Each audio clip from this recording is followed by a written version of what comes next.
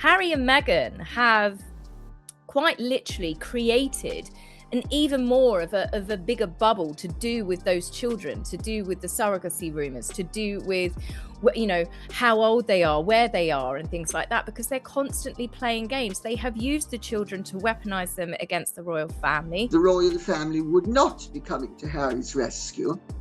They would not be funding a divorce to any extent. And they, at this point, wouldn't really care what Meghan tried to say or do, because Meghan has so discredited herself as a liar, a cheat, and a fraud. That bump had more ups and downs than Elizabeth Taylor and Richard Burton's marriage. I'd never known another woman of colour or another woman without colour to have performed in a pregnancy the way Meghan did. Anything to do with those children and how they came into existence would have possibly racial implications, when of course it's nothing to do with that at all. Buckingham Palace gets more letters about one topic than anything else, more than the cost of running the monarchy, more than royal succession, more than any political scandal the institution has ever faced. And that topic? The circumstances surrounding Meghan Markle's pregnancies, specifically the births of Archie and Lilibet, and whether what the public was told actually holds up.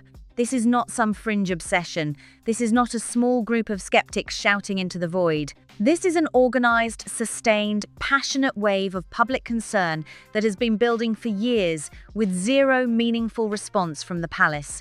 They receive the letters, they read them, and they say absolutely nothing, which raises a question that gets more uncomfortable every single month. Why? Lady Colin Campbell, aristocrat, author, and one of the most well-connected royal observers alive, has been sounding the alarm on this story from day one. She paid a price for it. She got mocked, dismissed, labelled a conspiracy theorist, but she never backed down. Now, something major has shifted, because she is no longer the only establishment voice saying these questions deserve real answers. Hugo Vickers has entered the picture, and that changes everything. For those who don't know him, Hugo Vickers is not just another commentator or pundit. He is one of the most respected royal historians in Britain. He was personally close to Queen Elizabeth II, a verger at St. George's Chapel, a genuine insider who has attended royal events for decades. He is the definition of a careful, cautious establishment voice, and even he is now publicly raising serious questions about the timeline of Archie's birth. Here's exactly what Hugo Vickers said, because every word matters. He noted, carefully, Meghan Markle used a surrogate. That's been something posited literally for well over 3 years when it comes to her firstborn son Archie and even her daughter Lilibet. I mean, this has been a running sword within the royal family for years, and the palace gets more mail on this subject than on any other subject, and they have got it for years. And may I say, I would encourage people to continue to write in, because the more people who write in is the more likely it is that the royal family will feel enabled to confront the elephant in the room. in the language of a man who chooses his words with precision, that Meghan Markle appears to be the only woman in recorded history who gave birth and then went into labor afterward. Not before, after. The birth was announced first, and then, according to the publicly available timeline, she went into labor. There is no medical explanation for that sequence of events. None of it. This is not about personal animosity toward Meghan Markle. It is not a matter of political opinion or interpretation. It is a straightforward, factual anomaly sitting right there in the public record, and it has never been satisfactorily explained. And the significance of Hugo Vickers raising it is not just about what he said, it is about who he is and what it costs him to say it. Lady Colin Campbell knows Hugo Vickers personally. She has seen him at royal events, at private gatherings, moving through the overlapping circles of the British establishment that most people never get access to. And her reading of his words is sharp and worth paying attention to. Hugo, she explains, is not like her. He cannot simply call a spade and walk away. His entire standing, his reputation, his access, his place in the world he has spent his whole career building depends on his connections to the palace and the royal establishment. For a man in that position to say what he said, that is not a casual, throwaway moment. That is a calculated, deliberate move. And what he is saying, translated out of the careful language of someone who lives inside the establishment, is that the birth timeline raises serious questions about fraudulence. You cannot give birth after you have already given birth. It is that simple. It's absolutely unbelievable that any member of the royal family could have set about creating what is an international scandal where people have the means as a result of her and her husband's conduct to question whether they have perpetrated the scam of the century. And it does not stop at the timeline. Lady Colin Campbell has pointed out that the birth announcement for Archie Mountbatten Windsor, now 7 years old, was posted without a single witness signature. This was not some minor technicality. Witness signatures were mandatory for everyone, including Queen Elizabeth II herself, whose births were properly witnessed and fully documented. The receipts exist. The historical record is crystal clear. The absence of that documentation for Archie's birth is not an oversight. It is a deliberate departure from a protocol that existed for very specific and very serious constitutional reasons. To understand why any of this matters beyond royal gossip, you have to go back to 1689, the warming pan scandal. The moment in British history when doubt about whether a royal birth was genuine nearly tore the entire constitutional settlement apart. A king's son was said to have been smuggled into the birthing chamber inside a warming pan, a substitute child, an imposter heir, a dynasty built on a lie. Whether the story was actually true almost became irrelevant because the doubt alone was powerful enough to reshape the political landscape of an entire nation. Meghan's performance throughout her pregnancy was very bizarre, and whatever went on was definitely not what normally goes on. Whether it was Meghan Caddy playing with the size of her bum or something else, there is a story there to come out. That scandal gave rise to the tradition of witnessed royal births, not as a formality, not as theatre, as a genuine constitutional safeguard designed to ensure that no one could ever again question whether the person standing in line to the throne was genuinely entitled to be there. For over 300 years, that safeguard held. It protected the institution, it protected the public. It guaranteed, as far as any human system can guarantee anything, that the line of succession was exactly what it claimed to be. And then, it was quietly dismantled. The Home Secretary's role as official witness to royal births was stood down on the seemingly reasonable assumption that in the modern era, no member of the royal family would ever give cause for such oversight to be necessary. It was a gesture of trust, well-intentioned, and Lady Colin Campbell's assessment of it, delivered without any apparent pleasure, is that it was naive. Centuries of healthy skepticism, she says, were discarded on the basis that the people inside the institution could be trusted to behave as they always had. The possibility that someone might enter the institution who did not share those values, who did not feel bound by those norms, who saw the absence of safeguards not as goodwill, but as an opportunity, that possibility was simply never considered. It should have been, because here we are. Archie is 7. Hugo is extremely cautious. Hugo, which I am not. I don't need to be. I can call a spade a spade. But also Hugo is, by saying what he has said, what Hugo is actually saying is the birth has raised questions of fraudulence, because you cannot give birth after you have given birth. Lilibet turns 5 next month. They sit in the line of succession to the British throne, and hundreds of thousands of people, writing letters that pile up in the palace postbag week after week, want to know whether their place there is constitutionally legitimate. That is not a radical question. That is the exact question the old system was designed to make unnecessary, and its necessity has now returned. Lady Colin Campbell did not arrive at these conclusions recently. She has been on this story for years, long before it became the subject of viral posts and packed palace postbags. She has written about the irregularities surrounding Meghan's pregnancies in extensive detail. She has spoken about them publicly, repeatedly, and with a level of specificity that has made her critics deeply uncomfortable, because specificity is hard to dismiss. Her observations about the physical presentation of Meghan's pregnancies have been pointed and consistent. She has noted that the bump appeared to behave in ways that bumps simply do not behave, with what she describes as more ups and downs than a particularly turbulent marriage. She has said plainly that in her experience, she has never encountered another woman who performed a pregnancy the way Meghan did.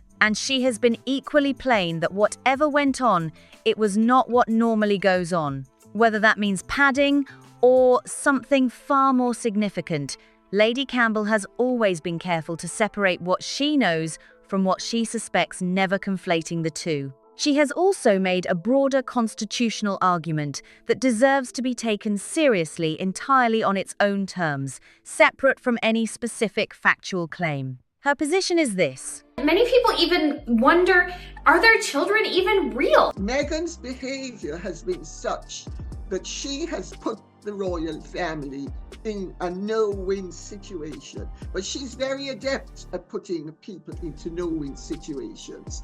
The only thing is, her adversaries or her targets are always in a lose-lose situation. But Meghan then isn't able to convert the fruit of her machinations into anything positive. The British people, and the peoples of every realm where King Charles III is head of state, have an absolute right to verifiable assurance that anyone standing a reasonable chance of sitting on the throne is legitimately entitled to do so. Not a suggested right, an absolute one. And right now, that right is not being honoured. The assurance is not being provided. And the authorities failing to provide it are, in her words, remiss, and are actively creating the conditions for dissension rather than harmony. She has also noted the sheer volume of public correspondence the palace receives on this subject. She estimates that over the years, hundreds of thousands of people have approached her, people who looked at the publicly available information and found it wanting. She has been in direct contact with senior courtiers about this. She will not name them. Legal considerations prevent it, but she is crystal clear that those conversations happened and that the concerns she has been raising publicly are not unknown inside the institution itself. So, why has the palace said nothing? Lady Colin Campbell's answer to that question is one of the most interesting and sobering things she has offered on this entire subject, because it refuses the easy narrative of an institutional cover-up and offers instead something more complicated and in many ways far more troubling. The palace, she explains, operates within the same legal and constitutional constraints as everyone else. You cannot be the head of state of a constitutional democracy and take unilateral action against someone based on public suspicion, however widespread, however justified that suspicion might feel. There is no mechanism by which the palace can simply declare that questions have been raised and demand answers be provided. The law does not work that way. The Constitution does not work that way. And a royal family that started acting as though it did would be creating a far graver constitutional crisis than the one it was trying to resolve. But there is a second layer to the silence, one that goes beyond legal constraint. If the palace were to take any action that could be read as an acknowledgement that the questions about the births were valid, any action at all, however indirect, they would be opening a door they could not easily close. The story would gain a legitimacy and a momentum it has not yet fully achieved through public pressure alone. And so a calculation has been made, rightly or wrongly, wisely or naively, that the cost of saying something is higher than the cost of saying nothing. I suspect the resolution will be down the line, when Harry and those children will be removed entirely from various situations and positions. That, I think, is going to be the neatest, cleanest way of resolving something, rather than any confirmation or exposure. Lady Campbell believes this is a miscalculation. She believes the silence is itself damaging to the institution's credibility, to public trust, to the fundamental sense that the royal family is capable of dealing honestly with the concerns of the people it exists to serve. And she has predicted that the resolution, when it eventually comes, will not arrive through any formal inquiry or public statement. Instead, it will come quietly through other means. Harry and those children, she suggests, will at some point be removed from the positions that make the constitutional question so urgent. Titles gone, succession adjusted, the question made irrelevant without ever being directly answered. Whether that is justice, whether that is the clear, unambiguous resolution the public is actually asking for, she freely acknowledges it is not. But it may be the best the institution feels it can offer. One of the most consistently frustrating aspects of this story is the near total silence of the mainstream media. Lady Campbell has addressed this directly, and her analysis cuts right through the usual excuses. Royal correspondents in Britain, she points out, operate within a system that requires them to maintain good relationships with the palace press office. They rely on access. They rely on being in good standing, and that creates powerful structural incentives to avoid exactly the kinds of stories the palace finds most uncomfortable. A story questioning the legitimacy of Meghan's pregnancies is not just uncomfortable, it is arguably the most untouchable story in the entire royal space. And so the royal press pack, by and large, has not gone there. They have left it to commentators operating outside the system, and then, with remarkable consistency, turned around and dismissed those same commentators as conspiracy theorists. That is a particularly slick way of having it both ways. Lady Campbell has been on the receiving end of that dismissal for years. She has watched the mainstream media mock the people asking questions while declining to ask any themselves. And now that Hugo Vickers, an impeccably establishment figure who cannot easily be brushed aside, has raised the same questions, she notes the royal press pack will likely find a way to dismiss him too. They will say he is a mouthpiece for the king. They will find some angle that allows them to sidestep his concerns rather than engage with them, because engaging would require admitting that the questions were always worth asking. And that admission would be its own kind of reckoning. The whole thing stinks to high heaven, but Meghan's behavior has been such that she has put the royal family in a no-win situation. And may I say, I would encourage people to continue to write in, because the more people who write in is the more likely it is that the royal family will feel enabled to confront the elephant in the room. It is also worth noting that Lady Campbell herself has had a remarkable relationship with the institution over the years. She was the first person to properly examine the Harry and Meghan saga in print. She is the person the late Queen personally nominated to produce commemorative stamps for the 10 nations of which she was head of state.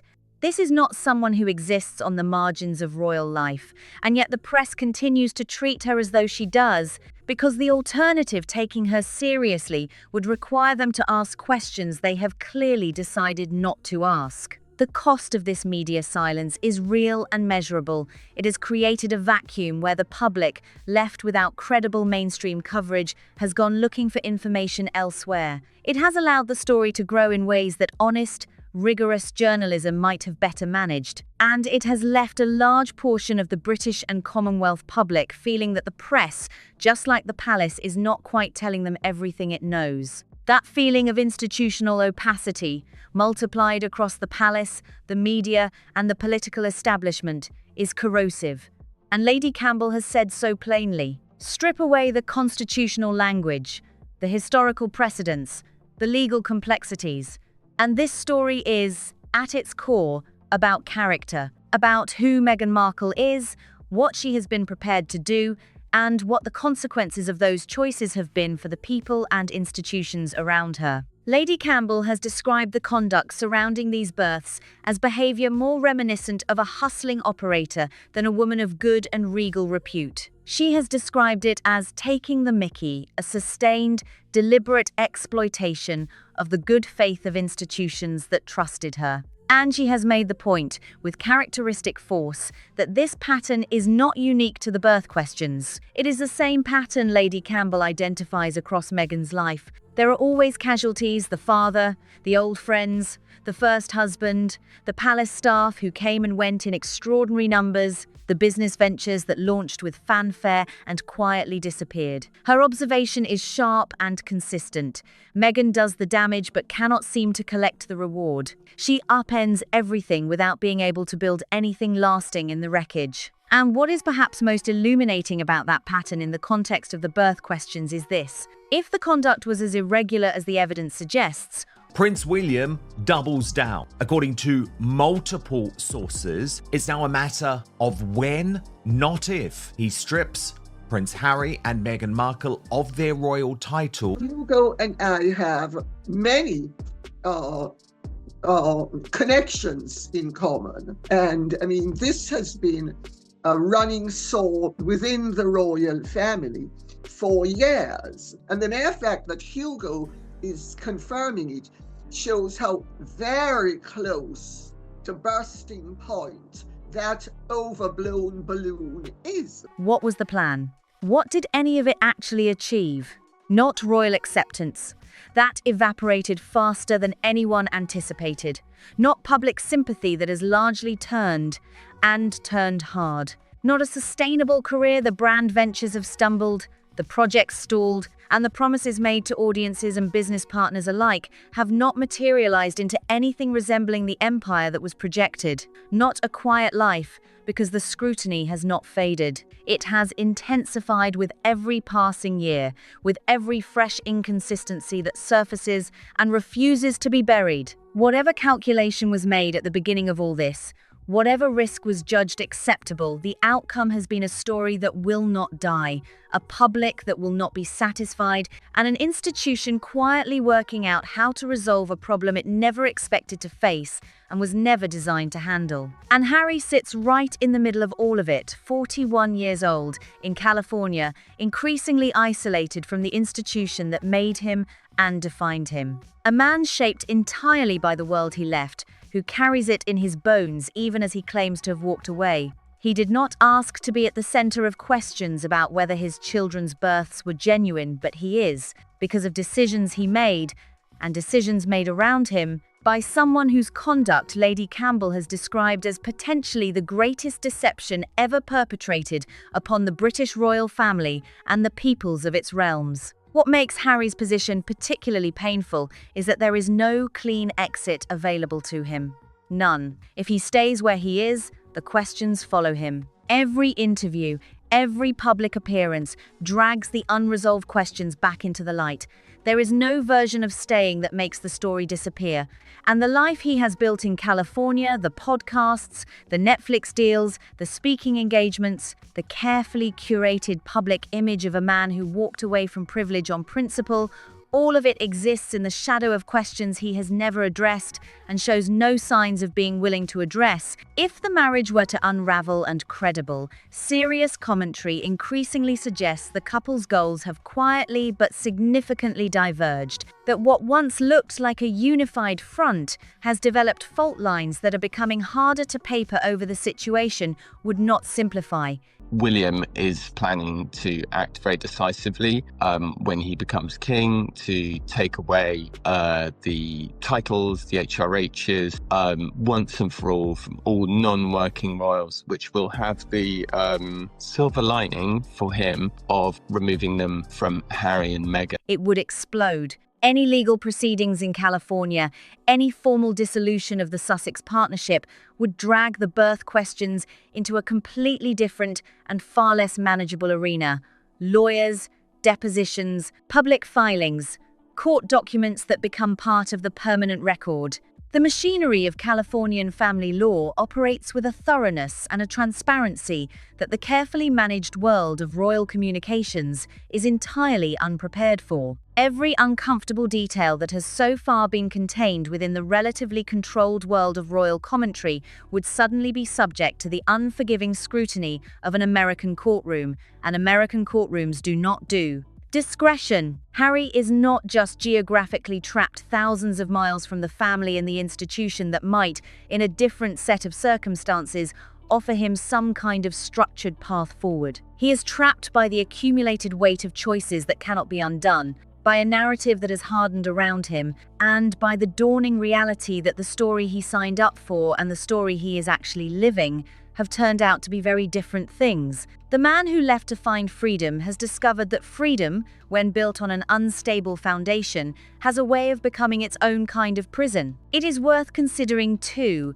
the specific world Harry grew up in and what that world taught him. He was raised inside one of the most protocol-obsessed institutions on the planet. He attended the births of his nephews and nieces, surrounded by the formal machinery of royal documentation, the witnesses, the announcements, the carefully sequenced procedures that have governed royal births for centuries.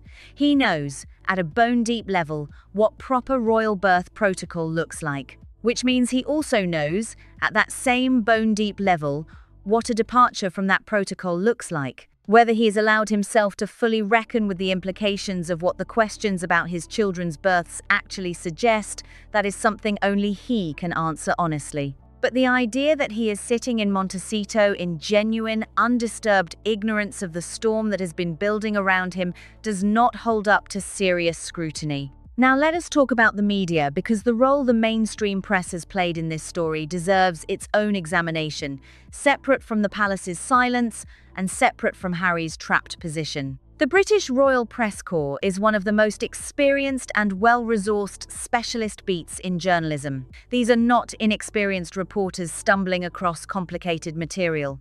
These are people who have spent careers covering the royal family, who understand the protocols and the constitutional frameworks, who have the contacts and the institutional knowledge to pursue exactly the kinds of questions that Lady Campbell and now Hugo Vickers have been raising publicly. And they have not pursued them. The questions about the birth timeline, about the missing witness signatures, about the announcements that did not cohere with medical reality, none of this has received serious, sustained investigative attention from the mainstream royal press. The story has been left entirely to commentators operating outside the system, and those commentators have then been dismissed with remarkable consistency as fringe voices peddling conspiracy theories. It is a neat arrangement.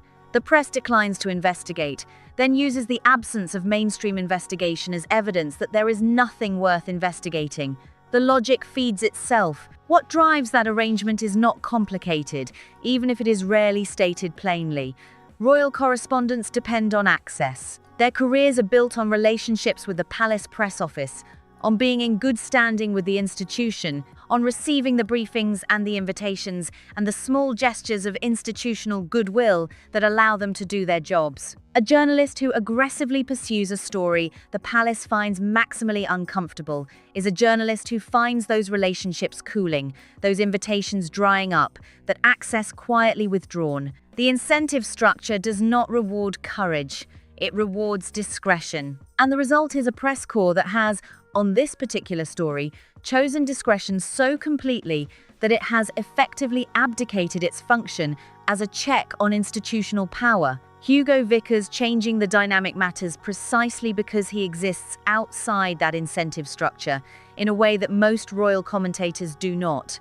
He is not dependent on the palace press office for his access or his standing. His reputation rests on his scholarship, his personal relationships within the establishment, and his decades of careful, credible work as a royal historian. When a man with that profile decides to raise questions publicly, however carefully, however obliquely, he is not making a casual decision.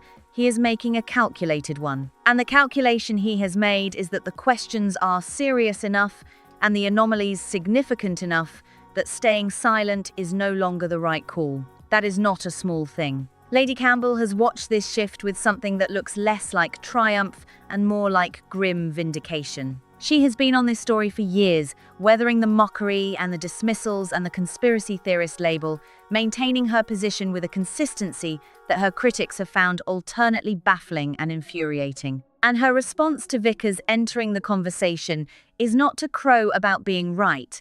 It is to point at what his entry reveals about the state of the story, that it has matured, that it has moved, that it now occupies territory that the establishment cannot as easily dismiss as the territory it occupied when she was the primary voice raising the alarm. Because here is what the establishment dismissal of Lady Campbell always rested on, whether her critics acknowledged it or not. It rested on the idea that she was an outlier, a singular, idiosyncratic voice with particular axes to grind and particular reasons to be skeptical of Meghan Markle. Dismiss the messenger, and you dismiss the message. It is a strategy that works until the messengers multiply, until the person raising the same questions is not an aristocratic author with a colourful public profile, but a quietly establishment royal historian with a personal relationship with the late Queen and a career built on getting things right. At that point, the messenger dismissal strategy starts to look less like reasonable skepticism and more like willful blindness. The constitutional dimension of this story is one that tends to get lost in the noise of personality and gossip, but it is arguably the most significant dimension of all. The questions about Archie and Lilibet's births are not interesting merely because they involve celebrities or because they touch on a famously troubled marriage. They are constitutionally significant because Archie and Lilibet sit in the line of succession to the British throne, and the line of succession is not a symbolic honour. It is a legally and constitutionally consequential position that carries real implications for the governance of the United Kingdom and every Commonwealth realm of which King Charles III is head of state. The safeguards that existed for over 3 centuries, the witnessed births, the documented announcements, the formal protocols that left no room for ambiguity, existed precisely because the constitutional stakes attached to the line of succession are too high to leave to trust alone. The people who designed those safeguards understood something that the people who dismantled them apparently forgot, that institutions are only as trustworthy as the people inside them, and that the people inside them change. The assumption that no member of the royal family would ever give cause for the old oversight to be necessary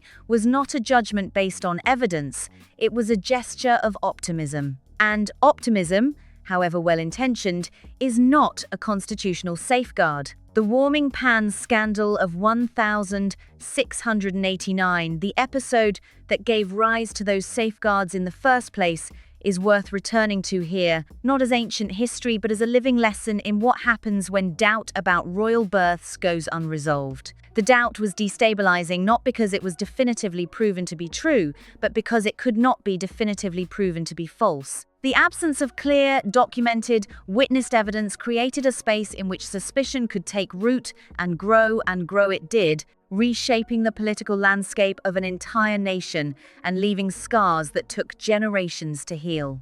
The people writing letters to the palace today are not living in 1689, but the dynamic they are caught in is not entirely different. Unresolved doubt, sustained over years, with no credible institutional response. It does not dissipate. It compounds. Prince William, by all credible accounts, understands this. He is understood to be working toward a resolution that removes the constitutional urgency from the situation without requiring a formal public confrontation. Titles stripped, succession rights adjusted. The position of Archie and Lilibet in the line of succession altered in ways that make the questions about their births constitutionally irrelevant, even if those questions remain personally and historically significant. It is the kind of solution that a constitutional monarchy specializes in: elegant, deniable, achievable, without anyone having to say out loud what everyone involved understands perfectly well. And it may work in the narrow sense that it dissolves the immediate constitutional problem. But it will not work in the broader sense of restoring the trust that has been lost, because the people who have been writing those letters are not only asking about constitutional legitimacy, they are asking about honesty. They are asking whether the institutions they have trusted with their loyalty are capable of dealing straight with them when it matters. A quiet administrative fix, however skillfully executed, does not answer that question. It sidesteps it. And the people asking it are perceptive enough to know the difference between an answer and a sidestep. There is also a longer-term institutional cost to consider, one that tends to get overlooked in the immediate focus on how this specific situation gets resolved. Every time an institution chooses managed silence over honest engagement, it makes a withdrawal from an account that has a limited balance. Public trust in the monarchy in any institution is not an infinite resource. It regenerates slowly and depletes quickly. The British monarchy has survived for centuries, not because it has always been beyond reproach, but because it has, at critical moments, demonstrated the capacity to acknowledge reality and adapt to it. The moments when it has failed to do that, when it has chosen the comfort of institutional denial over the discomfort of honest reckoning, are the moments that history remembers least kindly. This story, whatever its ultimate resolution, is going to be part of the historical record. The questions have been raised publicly by credible voices. The documentary anomalies are in the public domain. The volume of public concern is measurable and documented. Future historians, including perhaps Hugo Vickers himself, will have access to all of it. And the question they will be asking, looking back at this period, is not just what happened, it is how the institutions responded to what happened, whether they rose to the moment or retreated from it, whether they chose honesty or chose comfort. That judgment has not yet been written, but the choices being made right now are writing it. Lady Campbell has said, with the directness that has always been her signature, that the overblown balloon is close to bursting. She means it as a warning, as much as a prediction. The pressure inside the story has been building for years, fed by every unanswered question and every month of institutional silence, and it has now reached a point where the people managing it no longer fully control what happens next. Hugo Vickers speaking is evidence of that. The sustained, organized volume of public correspondence is evidence of that. The fact that this conversation is happening at all, openly, seriously, with establishment credentialed voices attached to it, is evidence that the management strategy has reached its limits. What comes next is genuinely uncertain, a quiet, institutional resolution that renders the constitutional questions moot without answering them. A more dramatic unraveling driven by events legal, personal, or political that nobody currently controls. A moment of unexpected honesty from somewhere inside the establishment that changes the entire shape of the story. Any of these is possible. What is not possible, what is no longer on the table, if it ever truly was, is the story simply going away on its own, the questions fading, the public losing interest, the letters stopping. The people writing those letters are not going anywhere. They are not a fringe. They are not going to be satisfied by a tidy administrative adjustment that addresses the constitutional symptom while leaving the underlying question of honesty completely untouched. They want what people have always wanted from the institutions. They invest their trust in the acknowledgement that the truth matters more than the management of inconvenience.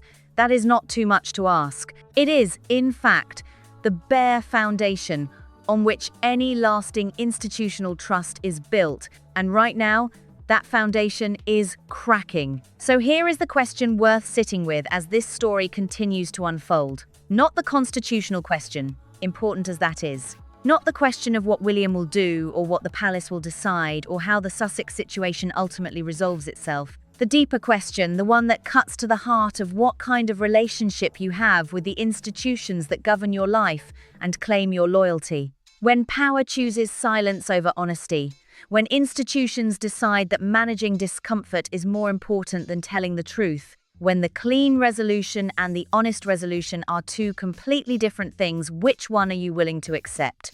And what does your answer say about what you actually believe institutions owe the people they serve? Those are not rhetorical questions. They are the questions this story has been asking underneath all the noise and the royal gossip and the constitutional complexity. from the very beginning. And they deserve honest answers from the institutions involved and from every one of us watching this unfold. If today's video gave you something real to think about, something that cuts deeper than the headlines, share it with someone who needs to hear it. Drop your thoughts in the comments below, because every perspective in this conversation matters, and this story is far from over. Hit the like button if you found this valuable, subscribe if you have not already. It is free, takes 2 seconds, and ensures you never miss a video. See you in the next one.